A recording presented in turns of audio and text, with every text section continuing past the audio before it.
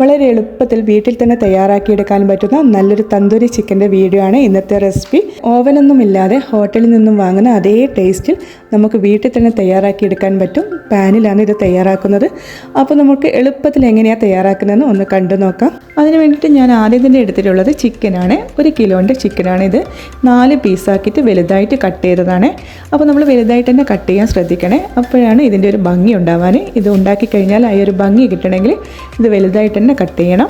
ഇനി ഇത് നന്നായിട്ടൊന്ന് വരഞ്ഞു കൊടുക്കണം. എല്ലായിടത്തും ഈ ചിക്കൻ ഒന്ന് നന്നായിട്ടൊന്ന് വരഞ്ഞു കൊടുക്കണം. അങ്ങനെ വരഞ്ഞു വെച്ചിട്ടുള്ള ചിക്കനാണിത്. ഇതൊരു സൈഡിലേക്ക് മാറ്റി വെക്കാം. ഇനി നമുക്ക് ഇതിലേക്ക് വേണ്ട മസാലകൾ എന്തൊക്കെയാണെന്ന് നോക്കാം.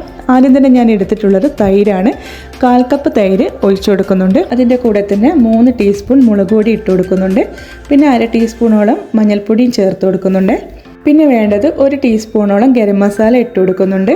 2 ടീസ്പൂൺ വലിയ ജീരകം പൊടിച്ചത് ചേർത്ത് കൊടുക്കുന്നുണ്ട്. ഇത് സ്കിപ്പ് ചെയ്യാതെ ചേർത്ത് കൊടുക്കണേ.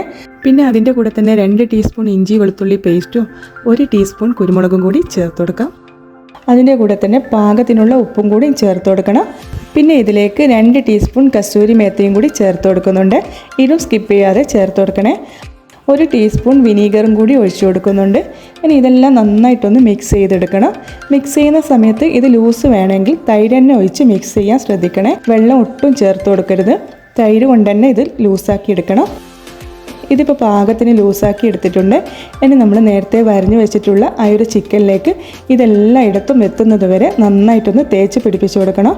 ഇനി നമ്മളിത് ഒരു ദിവസം ഫുള്ളായിട്ട് തന്നെ ഫ്രിഡ്ജിൽ വെച്ച് കൊടുത്താൽ അത്രയും ടേസ്റ്റ് ഉണ്ടാവും. അല്ലെങ്കിൽ ഒരു 3-4 മണിക്കൂറെങ്കിലും ഇത് റെസ്റ്റ് ചെയ്യാൻ വെക്കണം. എന്നാലാണ് ഇതിൻ്റെ ഒരു ടേസ്റ്റ് ഉണ്ടാവാൻ.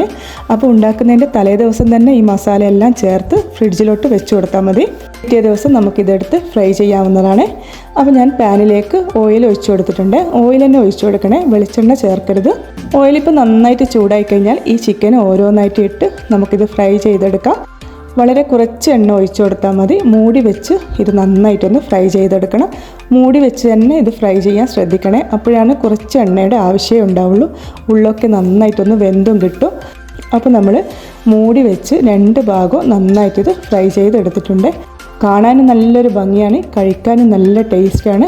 ഇനി ഇതിൻ്റെ മുകളിലായിട്ട് ലാസ്റ്റ് വെറുതെ ഒരു ഭംഗിക്ക് വേണ്ടിയിട്ട് നമുക്ക് കുറച്ച് വെളുത്ത എള്ളും കൂടി ചേർത്ത് കൊടുക്കാം. ചിക്കൻ ഇപ്പോൾ റെഡി ആയിട്ടുണ്ട്. ഇനി നമുക്ക് നല്ലൊരു പ്ലേറ്റിലോട്ട് മാറ്റി കൊടുക്കാം. ഇതിപ്പോൾ എന്തിൻ്റെ കൂടെ വേണമെങ്കിലും നമുക്ക് കഴിക്കാൻ പറ്റും. കുബൂസ് ആയാലും പൊറാട്ട ആയാലും നമ്മൾ റെസ്റ്റോറൻറ്റിൽ നിന്ന് വാങ്ങുന്ന അതേ ടേസ്റ്റിൽ തന്നെ നമുക്ക് വീട്ടിൽ തന്നെ തയ്യാറാക്കി എടുക്കാൻ പറ്റും. പിന്നെ ഞാൻ ഇതിലേക്ക് കളറൊന്നും ചേർത്ത് കൊടുത്തിട്ടില്ല. കളറും കൂടി ചേർത്ത് കൊടുക്കണമെങ്കിൽ വേണമെങ്കിൽ ചേർത്ത് കൊടുക്കാം. അപ്പോൾ നല്ല റെഡ് കളർ ഉണ്ടാവും. ഹോട്ടലിൽ നിന്നൊക്കെ നമുക്ക് വാങ്ങാൻ കിട്ടുന്ന അതേ കളർ തന്നെ ഇതുണ്ടാവും. അപ്പോൾ വീട്ടിൽ തന്നെ ആയതുകൊണ്ട് ഞാൻ അതൊന്നും ചേർത്ത് കൊടുത്തിട്ടില്ല. നിങ്ങൾക്ക് ആവശ്യമുണ്ടെങ്കിൽ ചേർത്ത് കൊടുക്കാം. അപ്പോൾ എളുപ്പത്തിൽ നമുക്ക് തയ്യാറാക്കിയെടുക്കാൻ പറ്റുന്ന ഈ ഒരു ചിക്കൻ ഫ്രൈയുടെ വീഡിയോ നിങ്ങൾക്ക് ഇഷ്ടപ്പെട്ടിട്ടുണ്ടാവുമെന്ന് വിചാരിക്കുന്നു. ഇഷ്ടപ്പെടുവാണെങ്കിൽ ആ ലൈക്ക് ബട്ടൺ ഒന്ന് ക്ലിക്ക് ചെയ്തേക്കണേ. അപ്പോൾ ഇനിയും നല്ലൊരു റെസിപ്പിയുമായിട്ട് വീണ്ടും വരുന്നത് വരെ ഇൻഷാ അല്ലാഹ്.